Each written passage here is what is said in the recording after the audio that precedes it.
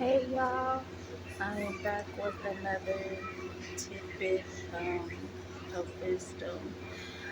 Today I've kind of been touching on narcissistic energy, or well, I said that because I've been getting narcissistic energy. Like I've been getting the energy of narcissists that are um, not in my life per se. Like if I have, like I solely have to deal with them, but they're just around. They've caught some of my energy, so now they like to stay in it, type thing. Um, but I've been touching a little bit on narcissism today because those are the energies that have been bothering me today. I've been trying to ignore them, but I guess that they need attention. So here we go. I spoke earlier on the narcissistic campaign, which is basically when a narcissist turns on you and they take every single thing that they've learned about you because you told them and they turn it against you. And the way they turn it against you is they take information out to put lies of information in to twist it to make you look like the bad guy, make them look like the good guy. And when they do this, they're going to be like this. They're going to have some stupid look on their faces if they're happy and like that's how they're going to present themselves as they're telling this information. Um, I'm sorry I made that face. I know that was ugly, but that's literally how they look. They look goofy. Um, so, what I want to say in this message is when that smear campaign happens, I want whoever's enduring this or has gone through this and you're just not figuring it out. When when they do that smear campaign, I believe that it's 50-50, or maybe there's more than the other, but I believe that it's part the jealousy that's in them. And then I also believe the other half is the projection that's in them. That is what their smear campaign is made up of, projection and jealousy.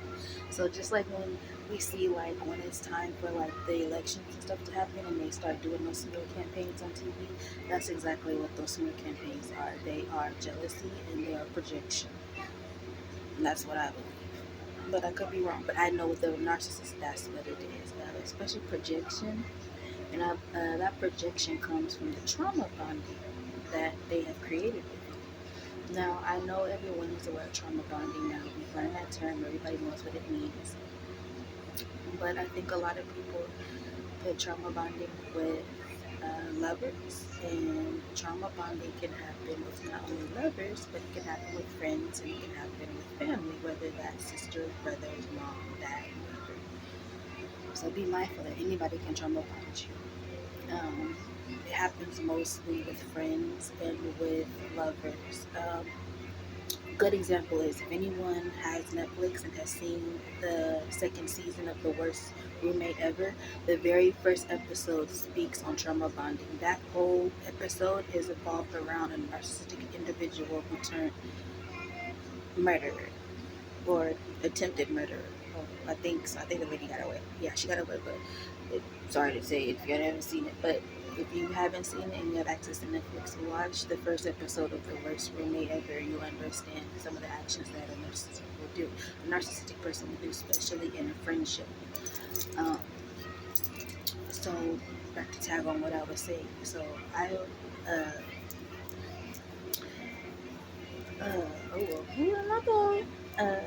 So that's what trauma bonding is. And so trauma bonding is a lot of what the person has actually gone through, and then a lot of it is projection from what they haven't healed from. And so, when a narcissistic person is talking to you and they're trying to do the trauma bond initiation, they will first bring up their stuff. They'll talk about them first, and it's a way to get you to talk about yourself. And most of the time, when they talk about themselves, it'll be positive, but then you also hear their negative things like I'm a good person, but it seems like everyone just doesn't like me, or everyone da da da da da da da.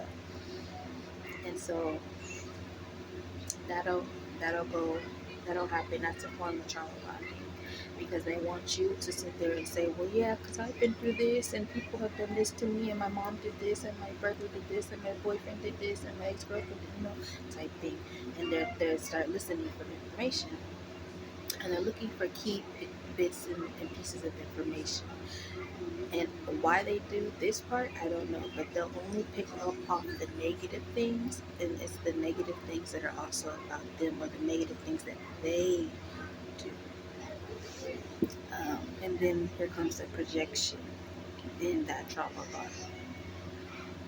And projection is basically someone has a lot of like ill feelings, or maybe they're positive, because I feel like sometimes you can project in positive ways, but right now we're talking about negative ways. So they'll take those negative things and they'll project, and it's mostly the things about them, maybe that they don't understand about themselves, or they don't like about themselves, or people tell them about themselves, but they don't tend to, because narcissists do that too. Like they tell a narcissist about themselves, but they'll just be like a big F you and they turn around and keep doing what they're doing. So that's why I think that ADHD is linked a little bit to narcissism, but I don't want to put everybody in that narcissism category that has ADHD, because that's not the case. It's just some, you can have a mental condition, or, whatever, and you can be evil, but you can also be a good person. So that's what I'm trying to say there. So not all people with ADHD are bad. I'm just saying that a lot of the times it's found that people with narcissistic behavior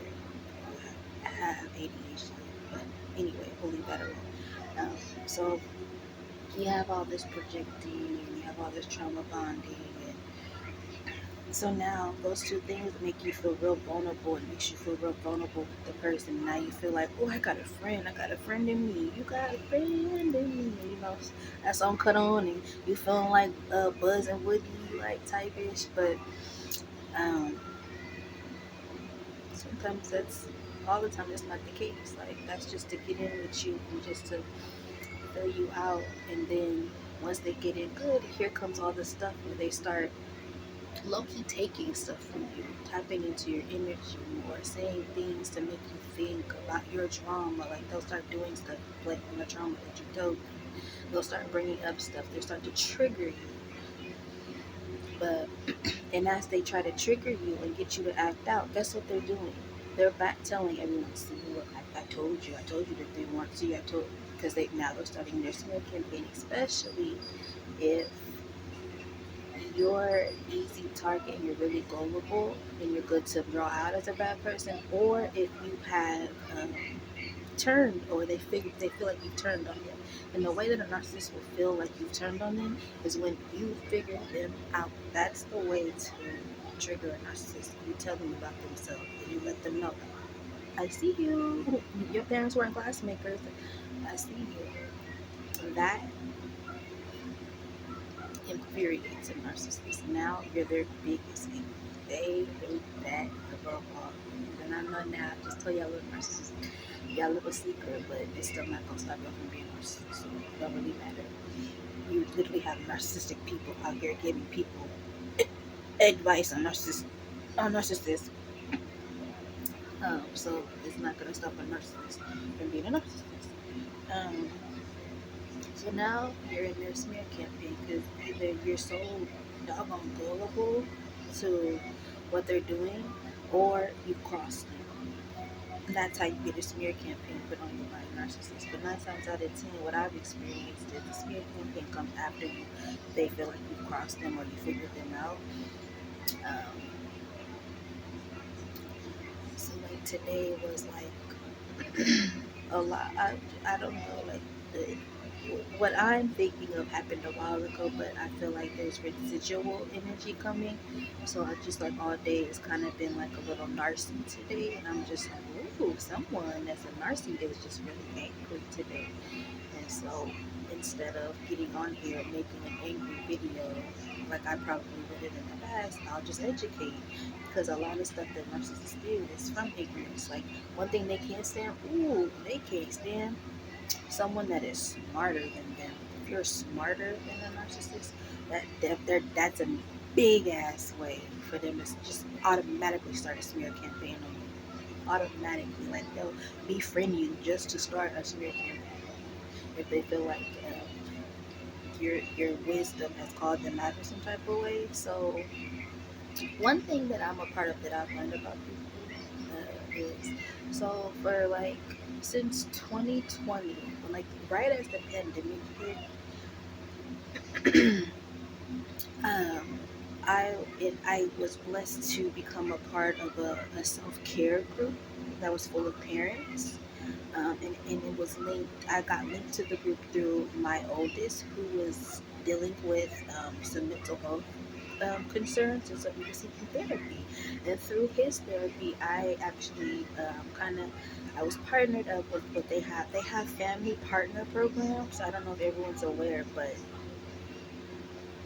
if you just type that in, you can find the information for you to see what it is. So basically, it's just you're paired with a person or individual that'll help your family guide you through things that are attributes or contribute to mental health and things like that. Just trying to help you and give you wisdom and advice. And so during this group, I was able to attend a parenting class, a couple parenting classes, and then they ended up making a actual parent support group for the parents to actually talk about feelings aside of, the workshops and things we were doing. And so through those type of groups, I've learned a lot, and that's how I've actually gone through my spiritual healing and gone through my self healing. It was through those groups, is getting myself help, not only for myself but for my children. Because if I don't help myself, I can't help my children. If I'm not right, my children aren't gonna be right. So it's all linked together, right? So that's a part of my responsibility, is making sure that I'm okay up here and I'm okay here. That is a big part of a parent's responsibility, which is why I think a lot of parents run away, because this isn't right and this isn't right. And I understand that. So I don't fault a parent for running away. I understand that now, which is why I don't get so mad at deadbeat parents anymore. Okay? So try not to get mad at deadbeat parents. Just try to understand. You don't want to talk about a person, you want to help them get through it. So back to what I was saying. So I was in these groups and I was getting an education and I was learning. I've been, and I still am. And plus, I am in my own therapy, so I see my own therapist now because of what I went through during my pregnancy, which is another story time. So, uh, I was just going, when you go in these groups, you end up learning about other groups and other things and other resources and other things. And so, after I had my baby, I got linked to a whole bunch of groups or whatever. But throughout those groups, like I started learning people's behaviors and learning what looks like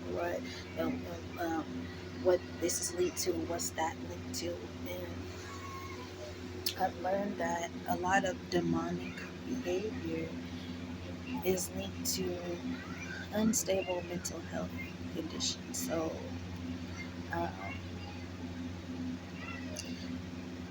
that's why I feel like mental health and spirituality go hand in hand, or mental health and religion. I'm not hating on what anybody does to get to the higher power. It is what it is.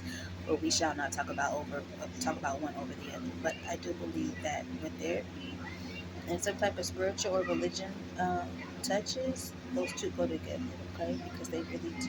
Because possession, demonic possession, like they say, religion is literally a block on your whole core, like your nervous system, your chakras, all of that. That's where mental illness really comes from. And we all know that when those get blocked like that, it's probably because we experienced some trauma. So yeah, just that. So in learning all of those in these groups that I've attended, hold on, y'all.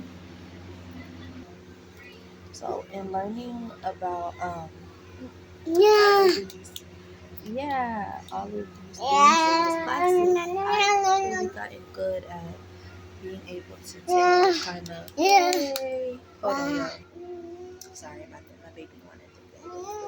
So with that being said, I've learned a lot of what different behaviors and mental health things look like. I'm no expert, but I just learned from just personal experience and just observing and watching people, and not to put anything on someone and make them feel bad, because we all go through something, and that's a big part why I started doing these videos, because I've gone through a lot, but it's not here to make people feel bad about what they're going through now or talking about it. It's just to give people wisdom, because one thing that comes out of trauma is ignorance, and it's mostly because you just have so much other stuff to worry about, like survival, that you're not really worried about picking up big pieces of knowledge or little pieces of knowledge. So what I'm trying to say is how I'm getting to the point of narcissism in what I'm saying now is just because I was a part of a group. Well, I am a part of a group. It's a very important group to what for what I do or whatever. But I go into places and I never go with ill intentions. I never go with negative behavior. It's always positive because why do I have to be negative in a new environment, right? So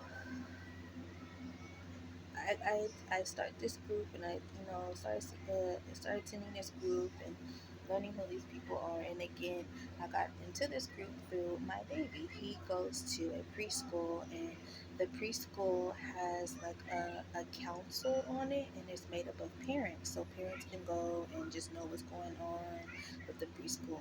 And it's just really cool. Like it's a policy council. And so I became a part of it. But right before I became a part of it, I don't know if I might have rubbed someone the wrong way or said something, but someone in the group took it upon themselves to do very narcissistic things. Um, as far as, like I just said, the whole love bombing, the whole projection thing. Well, not love bombing. Love bombing is the lover thing, but the trauma bonding and the projection and things like that, because they thought that because what I shared, I was real vulnerable. And again, that's where the ignorance came in, that because just because someone shares something vulnerable with you, or shares like a very like hearty piece of their life with you, doesn't mean that they're slow. It doesn't mean that you can get over on them. You just, because you don't know a person, just because they share something, right?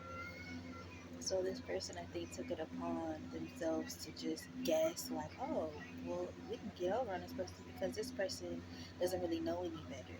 That's what the person thought. I didn't know any better. But lo and behold, time went on, and I had to show this person. You know what Kendrick said? Sometimes you gotta pop out and show niggas. And I had to, because I'm at the point of my life where, yeah, I used to be gullible and I used to let all the narcissists do their narcissistic shit to me, but now it's like, no, I know better, so I'm gonna do better. And narcissists are done in my book. Like, I'm gonna count y'all one by one. I'm gonna hang you by your toes, and I'm gonna drop you every time, because I'm not gonna do that. No one should have to deal with that.